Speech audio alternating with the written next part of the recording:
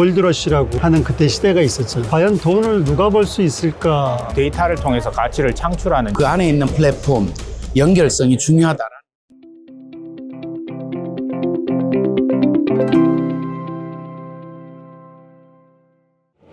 주로 어떤 아젠다들이 제일 흥미로우셨나요? 흥미로웠다기보다 저는 이제 커넥티비티라는 단어가 곳곳에서 등장하고 있고 원이라는 단어가 곳곳에 등장하고 있다는 느낌을 받았습니다. 우리가 옛날에 그 골드러시라고 하는 그때 시대가 있었잖아요. 그때 과연 돈을 버는 사람은 누구였을까를 생각해 보면 혹자들은 그런 말씀을 많이 하잖아요. 리바이스 청바지를 만드는 사람들이 돈을 벌었고, 또는 철도를 깔은 로지스틱 사람들이 돈을 벌었고, 지금은 다 모든 게 지금 AI, 말씀하신 것처럼 커넥티비티 이런 부분 쪽으로 다 지금 집중해서 달려가고 있는데 과연 돈을 누가 벌 수 있을까? 그래서 지금은 어떻게 보면은 소프트웨어 회사와 하드웨어 회사들이 서로 어느 방향을 놓고서 돈을 벌기 위한 치열한 싸움을 하고 있는데 마지막에 승자는 과연 누굴까? 라는 거에 대한 좀 생각들을 많이 했고 어떻게든지 간에 컨버전은 될 것 같다.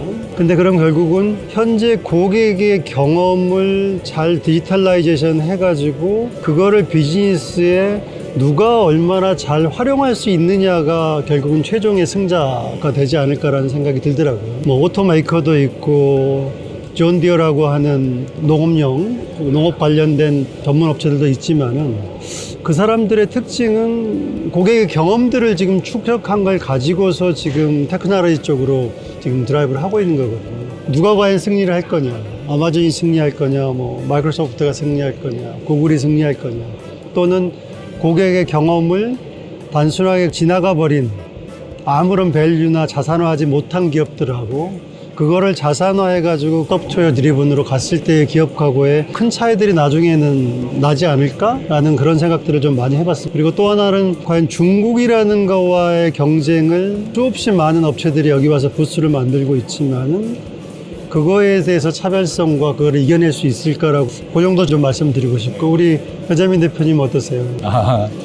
네, 오늘은 어쨌든 모빌리티 영역에서 저희가 쭉 투어를 했었잖아요. 그러니까 인공지능 기술을 결합한 자율주행 이제 기술을 대부분 소개하시는 것 같은데 저는 가장 와닿고 지금까지 남아있는 것은 AWS 부스입니다. AWS 부스는 지금 어떤 시도를 하고 있냐면 모빌리티 플랫폼을 AWS에서 다 얹어서 각종 다양한 플레이어들이 각자가 만드는 자율주행 기술의 소프트웨어를 자기 플랫폼에 다 얹어서 카 메이커들한테 사용할 수 있도록 하는 시도를 하고 있거든요. 자율주행 기술도 사용하고 있지만 또 드라이버들이 못 사용하는 마켓플레이스도 거기 다 담겨 있고요. 그 다음에 카 세일즈 앤 파이낸싱도 거기 다 담겨 있습니다. 그리고 자동차에 들어가는 카 엔터테인먼트 소프트웨어도 거기도 다 담기게 되고요. 과거 한 10년 동안 반복되었던 역사를 아마 플랫폼 비즈니스가 또 다 가져갈 것 같다는 느낌이 드는 게 예를 들어 이제 모빌아이도 그 자율주행 기술을 통한 인식 센서를 개발하고 있고 기타 등등 사실 모비스도 개발하고 있을 텐데 이들 자체가 자신들의 노하우로 개발하고 있는 자신들의 독보적인 기술력을 가진 소프트웨어가 궁극적으로는 다 오픈소스 기반의 플랫폼 비즈니스의 기술에 녹아들여져 버릴 것이다라는 약간의 걱정과 세상의 흐름 그런 걸 좀 생각하게 됐습니다. 그렇기 때문에 제가 말씀드린 것처럼 오토메이커의 그동안에 사장됐던 고객의 경험이라는 거를 빨리 데이터화해서 그 기업들하고의 차별성을 만들지 않으면은 정말 미래가 우리가 암울하다라는 그 과정에 중국 업체가 들어와 가지고서 이 경쟁을 같이 해야 되기 때문에 그런 부분들이 좀 많이 어려움이 있는 것 같아요. 저는 개인적으로 퀄컴 부스가 굉장히 인상적이었고요. 퀄컴 부스에서 이전에 저희가 영화에서 보던 미래 SF 영화에서 보던 차를 타고 지나가면서 사람들을 보면 사람에 대해서 각종 정보가 자동으로 뜨던 것들이 실제로 우리 앞에 조만간 다가왔다. 이런 것들을 퀄컴 부스를 통해서 느낄 수 있었고요.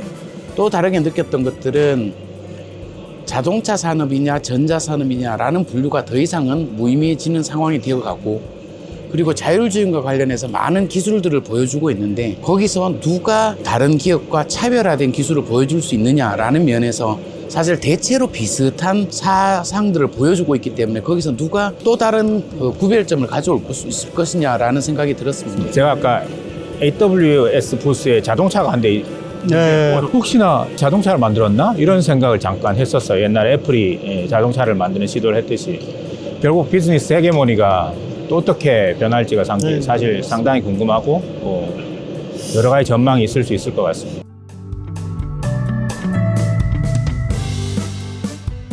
자, 이 와중에 우리 딜로이트는 고객한테 어떤 서비스를 결국은 만들어서 팔아야 되느냐 라는 게 상당히 좀 고민스러운 얘기들이신데 한번 우리 컨설팅 대표이신 우리 배재민 대표나 그로스리더이신 선 대표님이 한번 제가 벌써 말씀드리면 기타를 통해서 가치를 창출하는 영역에 있어서 우리 컨설팅이 뭔가 밸류를 줄 수 있을 거고 우리만이 오히려 그 카 메이커의 분석가들보다 더욱더 인사이트를 창출할 수 있을 수 있다라는 생각을 합니다. 왜냐하면 우린 플랫폼 기업에 그동안 그런 비즈니스 플레이를 많이 봐왔고 그러니까 카 메이커는 카 메이커의 세상을 볼 것이고 플랫폼은 플랫폼의 세상을 볼 것인데 우린 그 융합된 모든 세상과 데이터를 볼 수 있기 때문에 그쪽에 우리가 많은 상품 혹은 딜리버리 밸류를 우리가 스스로 할 수 있고 또 우리만이 그걸 해야 되지 않나 이런 생각이 좀 듭니다. 커넥티비티 얘기를 나오니까 저는 사이버 생각들이 가장 많이 들더라고요. 결국은 이 세상이 다 모든 소프트웨어가 커넥티비티를 통해 가지고 묶였을 때에 과연 우리가 갖는 사이버 기술이나 이런 부분들이 과연 그거를 막아내거나 관리할 수 있는지에 대한 부분들이 저는 이러한 어떤 변화의 시기에 딜로이트가 어떤 비즈니스를 펼칠 수 있을 것인가라고 봤을 때 전형적인 농업용 기계를 생산하는 존 디어와 전형적인 소프트웨어 회사라고 볼 수 있는 아마존이 같은 전시장에 바로 옆에서 전시를 하고 있는 걸 만들어내는 힘, 즉 우리가 농기계에 대해서 존 디어보다 더 잘 알 수는 없을 것이고 아마존 온 비즈니스에 대해서 아마존보다 더 잘 알 수는 없지만 그럼에도 불구하고 그들을 아우르면서 그들에게 어떤 서비스를 제공할 것인가라는 것들을 고민해야 될 사항이 아닌가라고 생각이 되고요. 하나만 덧붙이자면 이전에 TV를 만들던 많은 전문가분들이 이런 말씀을 하셨어요. 이후 TV를 만드는 기술은 굉장히 범용화가 되었기 때문에 TV 자체의 경쟁력은 끝났다. 다만 TV 안에 어떤 소프트웨어를 담고 어떤 플랫폼을 담고 어떻게 다른 제품과 연결할 것인가가 핵심이지 흔히 말하는 깡통이라고 부르는 TV 자체는 큰 의미가 없을 것이다 라고 이야기를 했었는데 지금도 자동차 자체가 중요한 게 아니라 그 안에 있는 플랫폼, 연결성이 중요하다라는 이야기를 할 수 있을 텐데 반대로 TV의 어떤 히스토리를 다시 반추해서 본다면 그러면 지금은 TV만 따로 만드는 사람이 따로 있고 서비스 프로바이더가 따로 있냐라고 본다면 그렇지 않다는 거죠. 여전히 전통의 TV 생산 강자들이 그러한 세상까지 잡고 있다는 것들이 좀 흥미로운 점이 아닌가 싶습니다. 커스터머 익스피리언스. 네. 자, 오늘 첫날 CES 이제 오늘 어느 정도 마무리하고 둘째 날은 또 어떤 우리 메시지를 우리 고객들에게 전달할 수 있을지 좀 고민 좀 오늘 저녁에 많이 해보시고 내일 또 만나도록 하겠습니다. 감사합니다. 고맙습니다.